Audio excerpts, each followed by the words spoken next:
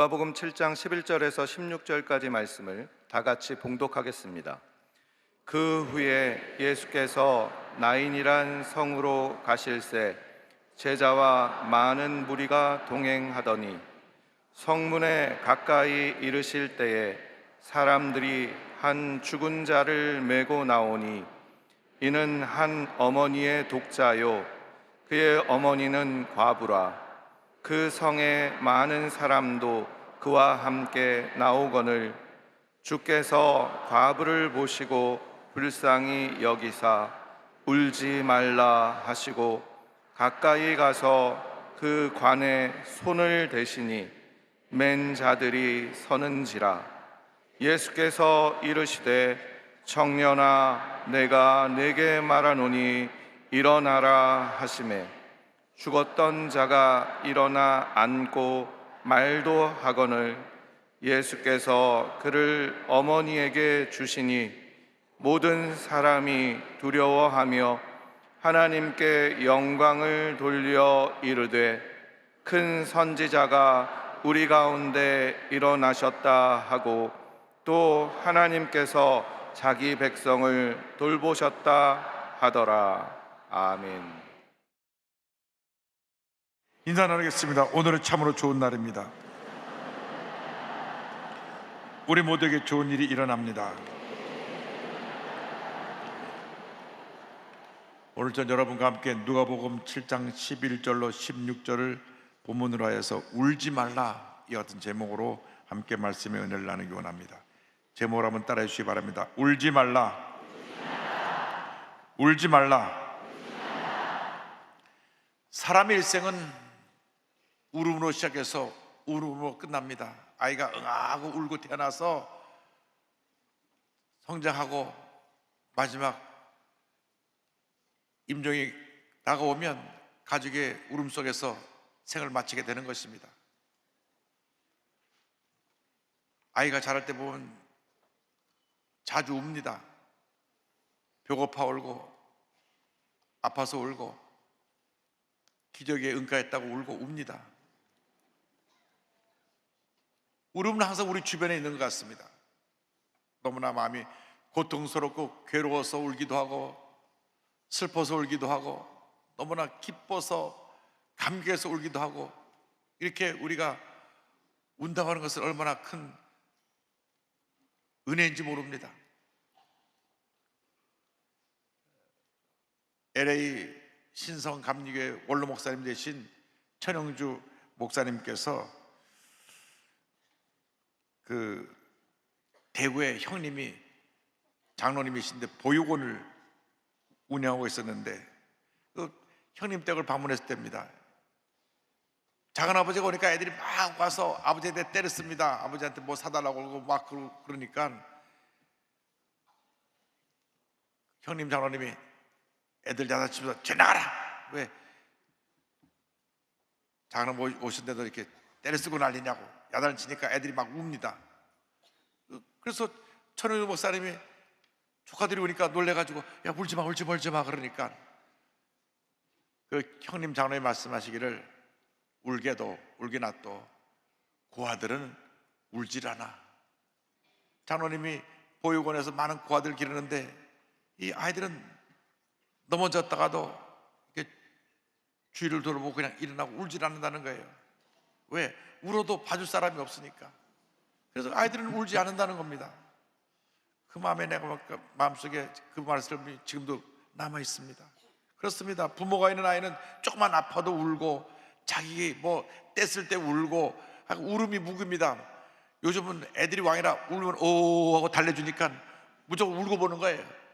그런데 고아들은 울어도 봐줄 사람이 없고 달래줄 사람이 없으니까 울지 않고 참는 것입니다. 울고 싶을 때 울 수 있는 것도 큰 축복입니다. 예수님께서 나인성으로 갔을 때의 이야기가 오늘의 말씀입니다. 나인성은 갈릴리 호수 아래쪽에 있는 조그만 도시인데 제자와 많은 무리들이 예수님과 동행했습니다. 왜 이곳에 가시는지 여기 보면 이곳에 가셔서 한 기적을 행하신 것 외에는 다른 기록이 없습니다. 누가복음 7장 10절에 그 후에 예수께서 나인이라는 성으로 가실새 제자와 많은 무리가 동행하더니 말씀합니다. 성문 가까이 이르렀을 때 한 긴 장례 행렬과 맞닥뜨립니다. 7장 12절입니다. 성문에 가까이 이르실 때에 한 사람들이 한 죽은 자를 메고 나오니 이는 한 어머니의 독자요 그의 어머니는 과부라 그 성에 많은 사람도 그와 함께 나오거늘. 여기 희망을 잃은 한 여인이 등장합니다. 이 여인은 일찍이 남편을 잃고 홀로 된 과부였습니다. 그런데 아들 하나, 남편이 남겨준 아들 하나, 그저 금여기야 아들을 키우면서 유일한 삶의 기쁨으로 낙으로 삼고 살았는데 아이가 자라 청년이 되어서 이제는 아들을 기대하고 살만할 쯤 되었는데 이 아이가 청년이 된 자기 아들이 덜컥 세상을 떠난 것입니다. 성경에 어떤 일로 그 청년이 죽었는지는 기록하고 있지 않습니다. 병으로 죽었는지 사고로 죽었는지 하여간 하나밖에 없는 아들이 덜컥 죽은 것입니다. 이제는 아들이 잘 자라서 청년이 되어서 이제는 아들 밤 바라보다 기분이 흐뭇하고 이제 됐다 하는 그때 사랑하는 독자가 죽었으니 얼마나 그 마음에 충격이고 슬픔이고 고통이겠습니까? 동네에서 이 과부 아주머니가 아들 하나 의지하고 사는 걸 아는데 그 아들이 죽은 것을 알고 너무나 불쌍해서 수많은 사람들이 장례 행렬을 다 따라 나왔습니다. 나인성의 나인이라는 말의 그 원래 뜻은 기쁨입니다. 기쁨의 성에서 이 과부 여인이 기쁨을 잃어버린 것입니다. 하늘이 무너져 버리는 것 같은 그러한 절망이 그에게 찾아온 것입니다. 모든 희망도 삶의 목적도 다 사라져 버렸습니다. 그의 마음의 고통은 그 누구도 그 무엇으로도 위로해 줄 수 없었습니다. 하나밖에 없는 아들이 죽었는데 누가 와서 무슨 말을 해도 그 위로가 되겠습니까? 이 세상 사는 동안 누구나 죽음을 맞닥뜨리게 되는데 죽음은 피할 수가 없습니다. 예고 없이 우리에게 다가오는 것입니다. 인간의 눈으로 바라볼 때 죽음은 절망 그 자체인 것입니다. 사랑하는 아들을 잃어버린 그의 마음은 이미 무덤처럼 되어버리고 말았습니다. 절망의 기쁨은 마음이 무덤처럼 되어버리는 것입니다. 시편 88편 기자는 절망 속에서 이렇게 외칩니다. 88편 4절로 10절에 나는 무덤에 내려가는 자 같이 인정되고 힘없는 용사 같으며 죽은 자 중에 던져진 바 되었으며 죽임을 당하여 무덤에 누운 자 같으니이다. 주께서 그들을 다시 기억하지 아니하시니 그들은 주의 손에서 끊어진 자니이다. 주께서 나를 깊은 웅덩이와 어둡고 음침한 곳에 두셨사오며 주의 노가 나를 심히 누르시고 주의 모든 파도가 나를 괴롭게 하셨나이다. 한평생 살다 보면 누구에게나 이런 절망의 때가 다가오는 것입니다. 사랑하는 사람이 먼저 세상을 떠날 때 그 슬픔을 우리가 어찌 감당하겠습니까?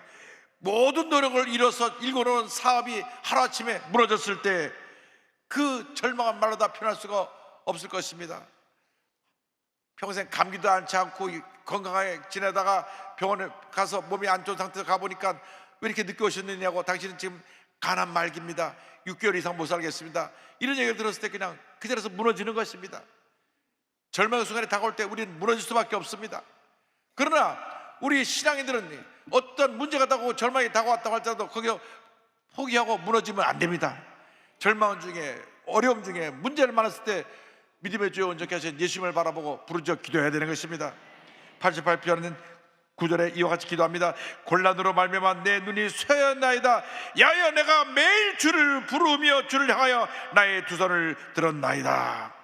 절망 중에 유일한 희망은 우리 주 예수 그리스도 한 분밖에 없습니다. 주를 바라보고 두 손을 들고 기도해야 되는 것입니다. 주님, 나를 불쌍히 보시옵소서. 나를 이 절망에서 건져주시옵소서. 나를 이 문제 가운데서 노연하게 하여 주시옵소서.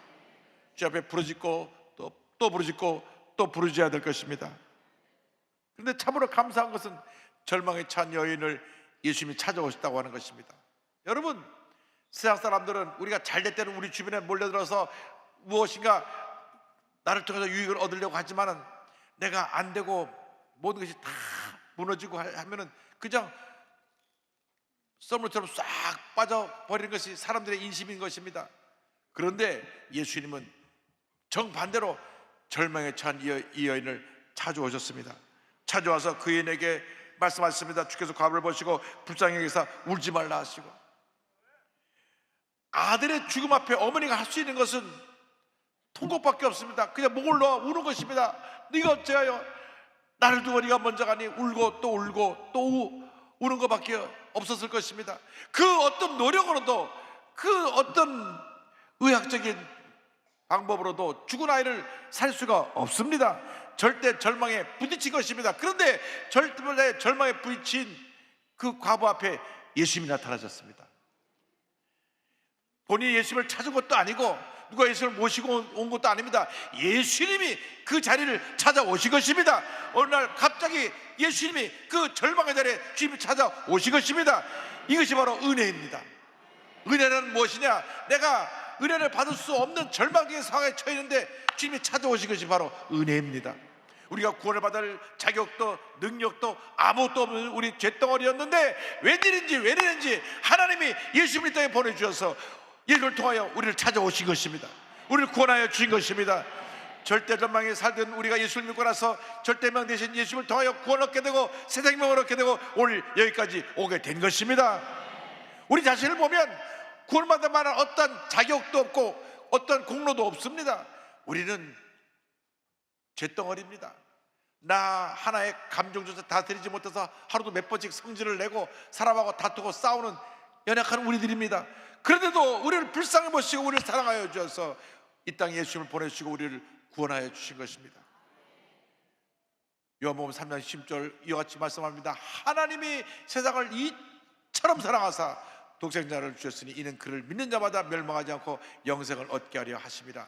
이처럼 사랑하사라는 그 말씀은 예수님을 십자가에 달려 죽게 하기까지 우리를 사랑하사 우리를 구원해 주셨다는 놀라운 은혜를 우리에게 말씀해 주고 있는 것입니다. 우리는 공로 없지만 전적인 하나님의 은혜에서 택함받고 구원받아 하나님의 자녀가 된 것입니다. 예수님은 지금도 절망 가운데 처한 우리의 인생을 찾아오시는 것입니다. 고통과 괴로움 가운데 울고 있는 우리 인생을 찾아오시는 것입니다. 어떤 문제를 만났든지 어려움을 당했든지 주님을 바라보고 주의 앞에 주여 부르짖으면 주님은 이미 벌써 옆에 와 계셔서 우리를 꼭 품에 안아주시고 울지 말라, 내가 너와 함께 할 것이라, 내가 너의 모든 문제를 해결해 줄 것이라, 염려하지 말고 안심하라, 내가 너를 도와주리라 주님 말씀하시는 것입니다. 예수님 우리를 찾아서 우리를 위로해 주십니다. 고통과 괴로움 가운데 울고 있는 우리를 꼭 품에 안아주고 우리를 위로해 주시는 것입니다. 절망에 처해 울고 있는 과부를 주님 불쌍히 보셨습니다.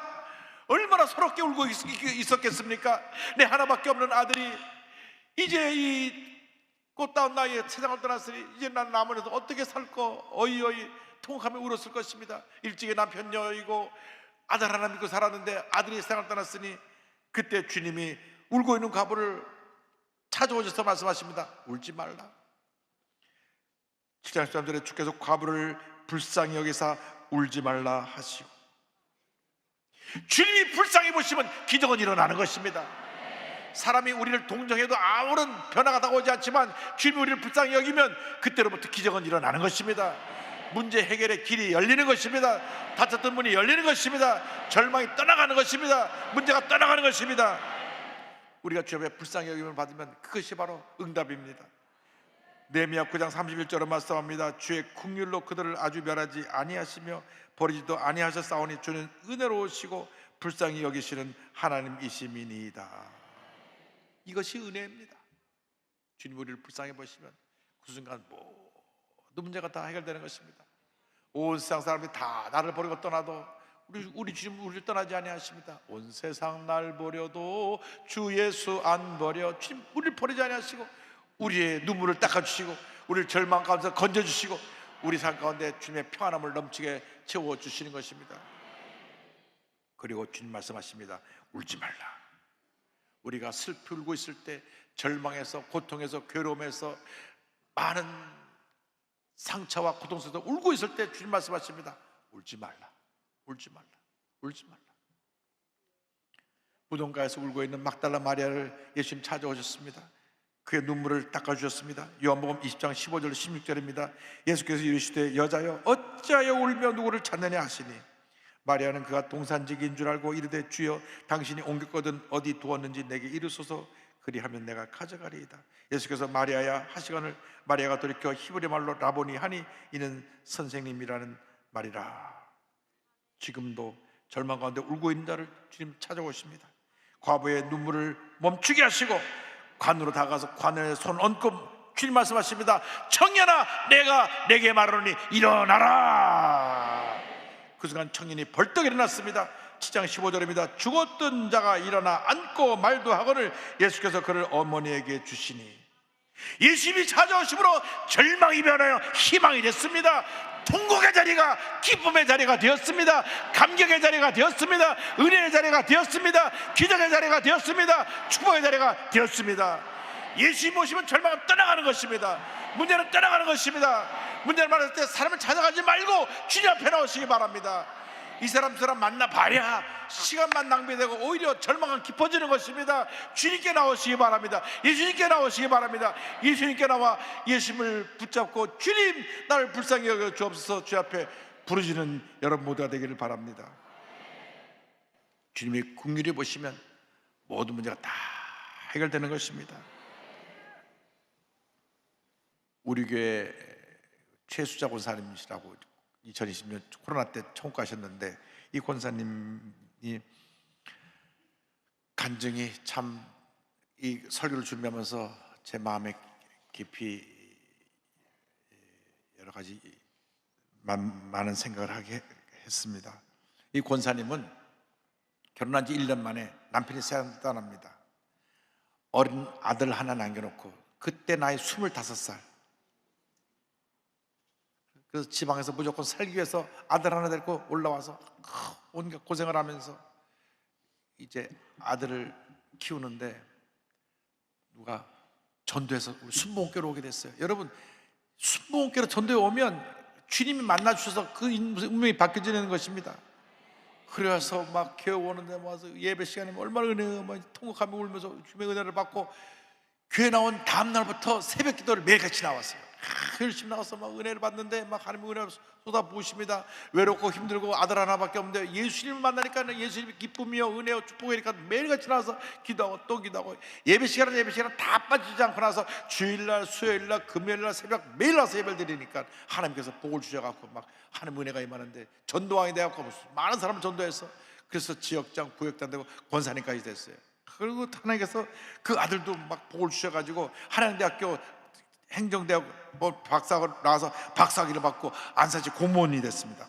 그럼 뭐 모두 부족함이 없이 잘 되는데 2015년 4월 16일 목요일날 새벽에 며느리가 전화 왔어요. 어머니, 지금 남편이 심장마비로 지금 병원에 실려갔어요. 안산시 공무원으로 굉장히 일이 요즘 많아갖고 그냥 일 보따리 집에까지 싸들고 와서 일할 정도로 일이 누적되고, 일을 너무 잘하니까 일을 갖다 막 맡겨가지고 일이 많아서 과로했는데 막 심장마비 온 거예요.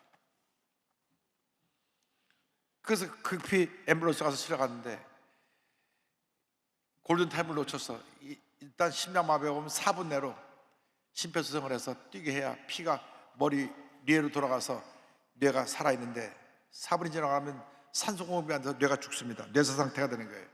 의학적으로 코마 상태가 돼서 식물인간이 됩니다. 연간 심정지로 그 병원에 실려온 사람이 약 3만 명 되는데 3만 명 되는데요, 통계적으로 10만 명 중에 50명은 그냥 심장마비로 돌연사를 한다고 합니다. 중환자실을 옮겨갔는데 면회가 안 되니까 교회 와서 새벽에 와서 눈물로 기도하면서 제 사무실에 우리 아들이 지금 중환자실에 가서 기도달라고 요청이 왔습니다. 그 다음날 제가 일정이 많아서 여기저기 신방을 가고 일정을 소화하고 있는데 계속 우리 수행 목사님 편으로 전화가 옵니다. 1시간 만에 한 번씩 계속 와서 목사님 빨리 안산으로 내렸어요. 안산으로 내렸어요. 우리 아들 좀 와서 기도해주고 살려주세요 하는데, 또 그 권사님 평상시 얼마나 교회 열심이고 전도왕이라 오후 일정 다 취소하고 안산으로 차를 돌려라 안산 내려갔습니다. 그래서 중환자실에 들어가 보니까 완전히 식물인간이 더 쭉 쳐져 있습니다. 의사가 이제 뇌가 죽어서 가망이 없습니다. 만에 하나 살아나도 온몸이 마비가 돼서 평생 그렇게 불구로 살지 모릅니다. 뭐 이런 불가능의 얘기만 하고 있는데 권사님 믿음의 여인이었어요. 우리 아들 기도로 살려내겠다. 목사님 기도하면 우리 아들 낳습니다. 가서 기도하는데 제가 기도하다 제 마음이 그냥 너무 안쓰러워. 막 귀를 잡고 막 잡아당기면서 목사님 멋있어. 기도를 들어봐. 근데 마음이 쭉 쳐져갖고 내가 죽은 상태니까 반응이 없어요.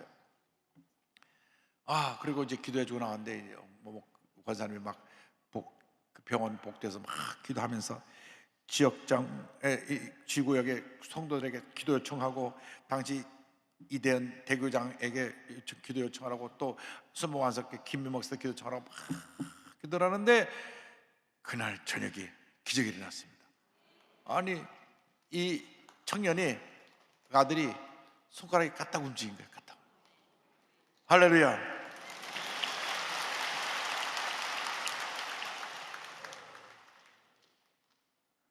다음날 실눈을 떴습니다.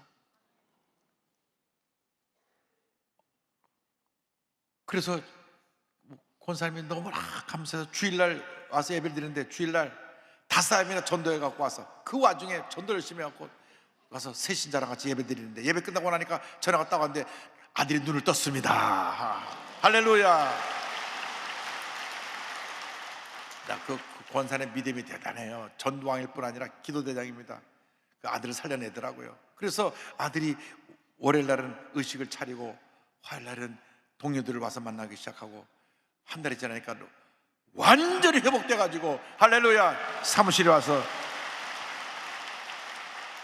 제 사무실에 와서 기도를 받았습니다. 그러고 나서 주일날 와서 예배를 드리는데 막 눈물의 예배를 드렸던 장면이 기억이 납니다. 할렐루야. 모든 것이 하나님의 은혜입니다.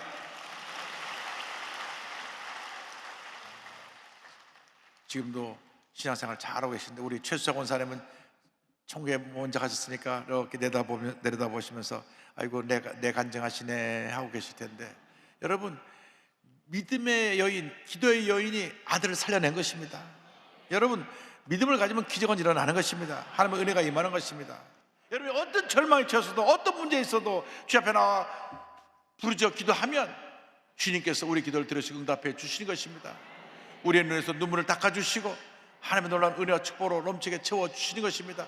응답으로 기적으로 채워주시는 것입니다. 여러분 인생을 살아가면서 고비고비 힘들고 어려운 일을 만날 때마다 사람을 찾아다니지 마십시오.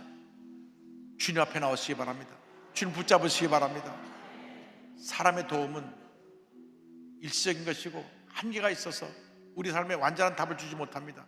오직 예수님만이 우리의 삶의 유일한 희망이 되시고 모든 문제의 해결이 되시는 것입니다.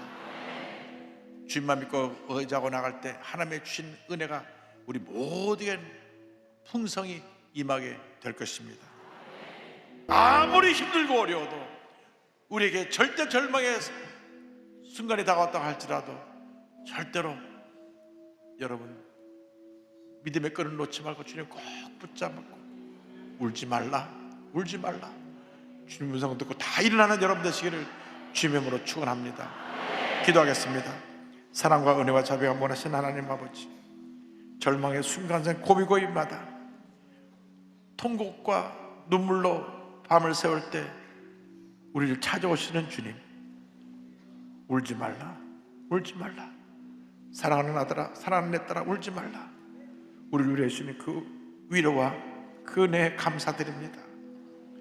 짧은 인생을 살아가는 동안 우리 주님이 가장 기뻐하시는 삶을 살아갈 수 있는 제 모델 될 수 있도록 우리 삶을 인도하여 주시고 주님의 평안함으로 넘치게 채워 주옵소서. 예수님의 이름으로 기도 올리옵나이다. 아멘.